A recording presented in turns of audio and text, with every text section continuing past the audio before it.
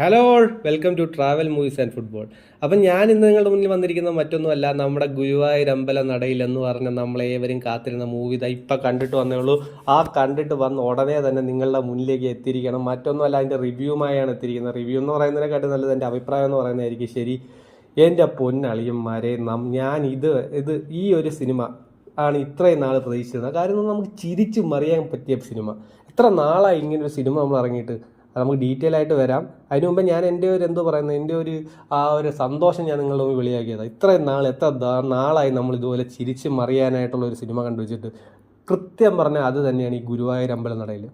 അപ്പോൾ ഈ ഗുരുവായൂർ അമ്പല നടയെ കുറിച്ച് പറയുമ്പോൾ അതിനു മുമ്പേ ഈ പടത്തിൻ്റെ ഡയറക്ടർ ആരാണെന്നറിയാമല്ലോ, വിപിൻ ദാസ് ആണ് സിനിമയുടെ ഡയറക്ടർ. വിപിൻ ദാസിനെ കുറിച്ച് കൂടുതലൊന്നും പറയേണ്ട, ഒറ്റ സിനിമ മതി അദ്ദേഹത്തിൻ്റെ നമ്മുടെ കാലിബർ നമുക്ക് മനസ്സിലാക്കാൻ.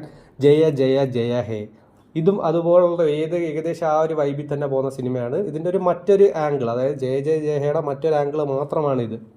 ഇനി അത് കഴിഞ്ഞിട്ട് ഈ പടത്തിൻ്റെ റൈറ്റർ ആരാന്ന് ചോദിച്ചു കഴിഞ്ഞാൽ നമ്മുടെ ദീപു പ്രദീപ് എന്ന് പറയുന്ന വ്യക്തിയാണ്. ദീപു പ്രദീപ് എന്ന് പറയുന്ന ആളാണ് റൈറ്റർ. അദ്ദേഹം ഇതിന് മുമ്പ് എഴുതിയേക്കുന്ന സിനിമ എന്ന് പറഞ്ഞാൽ ദ പ്രീസ്റ്റ് ആണ്. അത് കഴിഞ്ഞിട്ട് അജയൻ്റെ രണ്ടാം മോഷണം, നമ്മൾ ടോവിനോടെ ഏറ്റവും എക്സ്പെക്ട് ചെയ്യുന്ന ഇപ്പോൾ സിനിമ ഉണ്ടല്ലോ, അജയൻ്റെ രണ്ടാം മോഷണം, ആ സിനിമയുടെ സ്ക്രിപ്റ്റ് റൈറ്ററും ദീപു പ്രദീപ് തന്നെയാണ്. അദ്ദേഹമാണ് ഗുരുവായൂർ അമ്പല നടയിൽ എന്ന് പറഞ്ഞ സിനിമയുടെ സ്ക്രിപ്റ്റ് റൈറ്റർ ആയിട്ടുള്ളത്.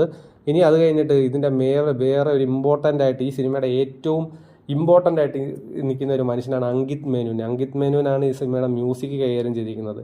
വളരെ കളർഫുൾ ആയിട്ടുള്ള മ്യൂസിക്കാണ്. നമുക്ക് ഇതിൻ്റെ ഓരോ BGMും കാര്യങ്ങളൊക്കെ നമ്മുടെ മനസ്സിൽ നമ്മൾ പിടിച്ചിരുത്തി കളയും. അപ്പോൾ അങ്കിത് മേനോൻ്റെ മുമ്പത്തെ വർക്ക് എന്ന് പറഞ്ഞു കഴിഞ്ഞാൽ അന്താക്ഷരി എന്ന് പറഞ്ഞ സിനിമയാണ്. ഇനിയിപ്പം വരാൻ പോകുന്ന ബിജു മേനോൻ്റെ നടന്ന സംഭവം എന്ന് പറഞ്ഞ സിനിമയാണ്. അത് കഴിഞ്ഞിട്ട് അദ്ദേഹം വൂൾഫ് എന്ന് പറഞ്ഞ സിനിമയിൽ ഒരു ഇത് ചെയ്തിട്ടുണ്ട്. അദ്ദേഹമാണ് ഇതിൻ്റെ മ്യൂസിക് ഡിപ്പാർട്ട്മെൻറ്റ് കൈകാര്യം ചെയ്തിരിക്കുന്നത്.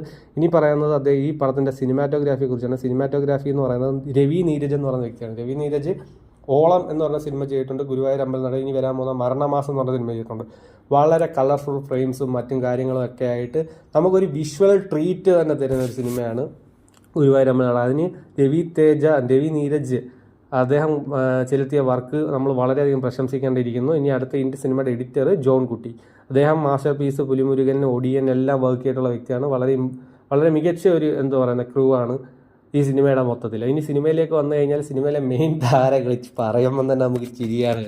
മെയിൻ താരങ്ങൾ ആരൊക്കെയാണെന്ന് ചോദിച്ചു കഴിഞ്ഞാൽ, ഒന്ന് നമ്മുടെ പൃഥ്വിരാജ് സുകുമാരൻ, പിന്നൊന്ന് ബേസിൽ ജോസഫ്, പിന്നെ നമുക്കെല്ലാം അറിയാവുന്ന മറ്റു ചില താരങ്ങൾ നിഖില വിമൽ, അനശ്വര രാജൻ, പിന്നെ നമ്മുടെ ജഗദീഷ്, നമ്മുടെ ബൈജു, പിന്നെ അതുപോലെ പലരും, അതുപോലെ നമുക്കറിയാവുന്ന ഇർഷാദ്, അങ്ങനെ ഒരുപാട് വ്യക്തികളുണ്ട്. ഇവരെല്ലാവരും അവരുടെ റോള് വളരെ തന്മയത്വത്തോടെ ചെയ്തിരിക്കുന്നു. ഇതിനകത്തുനിന്ന് എന്താ പറയുക, കളർഫുള്ളായിട്ട് നമുക്ക് നമ്മൾ ഈ തെങ്കാശിപ്പട്ടണം പോലെ കണ്ടിട്ടില്ല. എനിക്ക് തെങ്കാശിപ്പട്ടണത്തെ കാട്ടി കൂടുതൽ എനിക്ക് ഈ സിനിമ കാണുമ്പോൾ ഓർമ്മ വരുന്നത് നമ്മുടെ തേജാബായി ആൻഡ് ഫാമിലി ഇല്ലേ, അത് വളരെ അണ്ടർ റേറ്റഡ് ആയിട്ടുള്ളൊരു സിനിമയാണ്. പക്ഷേ എനിക്കത് ഇഷ്ടമാണ് തേജാബായി ആൻഡ് ഫാമിലി. അപ്പം തേജാബായി ആൻഡ് ഫാമിലിയുടെ ഒരു ഇതാണ് ഫുൾ കോമഡി.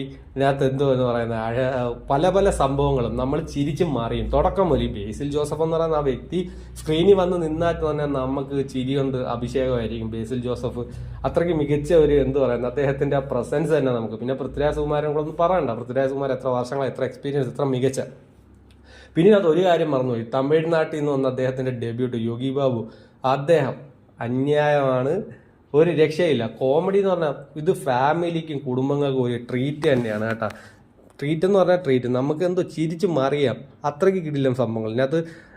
ഇവർ തമ്മിലുള്ള ഈ മറ്റേതിനകത്ത് ഭാര്യ ഭർത്താവ്, ജയ ജയ ജയഹയ്ക്കകത്ത് ഭാര്യ ഭർത്താവ് തമ്മിലുള്ള സംഭവമാണെങ്കിൽ ഇതിനകത്ത് രണ്ട് അളിയന്മാരെ കുറിച്ചാണ് കാണിക്കുന്നത് കേട്ടോ. അപ്പോൾ ട്രെയിലറിൽ നിന്ന് മനസ്സിലായി കാണും ഈ അളിയന്മാരുടെ ഒരു കോമൺ പോയിന്റ് ഉണ്ട് ഇവർക്ക്. അതിന് ബാക്കി അങ്ങോട്ട് സ്പോയിലർ, അത് കാരണം ഞാൻ പറയുന്നില്ല.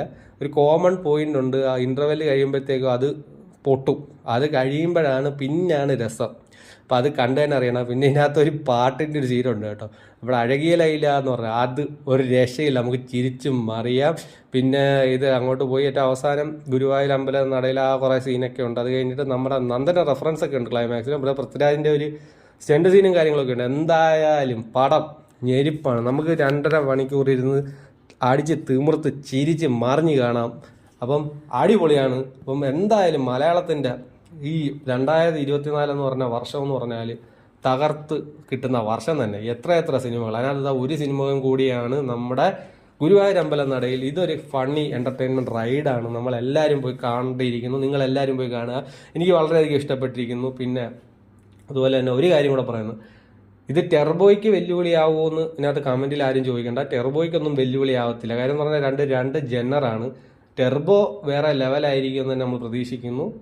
പക്ഷേ ഇത് ഗുരുവായൂർ അമ്പലം നടയിൽ കിടിലം എന്ന് പറഞ്ഞാൽ കിടിലം. നമുക്ക് എല്ലാവർക്കും പോയി കാണാം, ആസ്വദിക്കാം. ഒരു ഫാമിലി ആയിട്ട് തന്നെ പോയി കാണുക.